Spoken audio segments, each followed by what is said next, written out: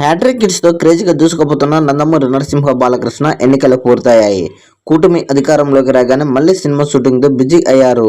Bhagavanth kesari success తర్వాత బాలయ్య బాబీ దర్శకత్వంలో NBK 109 చిత్రం చేస్తున్నారు. మహాశివరాత్రికి వదిలిన ఎన్బీకే 109 పవర్ఫుల్ గ్లిప్స్ కి నందమూరి అభిమానులు మాత్రమే కాదు, మాస్ ఆడియన్స్ కూడా పునకలతో ఊగిపోయారు. అయితే జూన్ 10న బాలయ్య బర్త్డే రోజున ఎన్బీకే 109 టైటిల్ వదులుతారని ప్రచారం జరిగిన మేకర్స్ ఒక పవర్ పోస్టర్ ని వదిలారు. టైటిల్ ప్రకటన వాయిదా వేశారు. దానితో నందమూరి అభిమానులు కాస్త డిసప్పాయింట్ అయ్యారు. అంతకుముందే ఎన్బీకే 109 కి వీరమాస్ అనే టైటిల్ ని అనుకుంటున్నట్లు ప్రచారం జరిగింది. ఇప్పుడు ఇదే టైటిల్ ట్రెండ్ అవుతుంది. అందుకే ఈ టైటిల్ లోనే ఎన్బీకే 109 కి పెడితే ఎలా ఉంటుంది అనే ఆలోచనలో మేకర్స్ ఉన్నట్లు తెలుస్తుంది. మరి వీరమాస్ అంటే బాలయ్య క్యారెక్టర్ కి సరిగా సరిపోతుంది.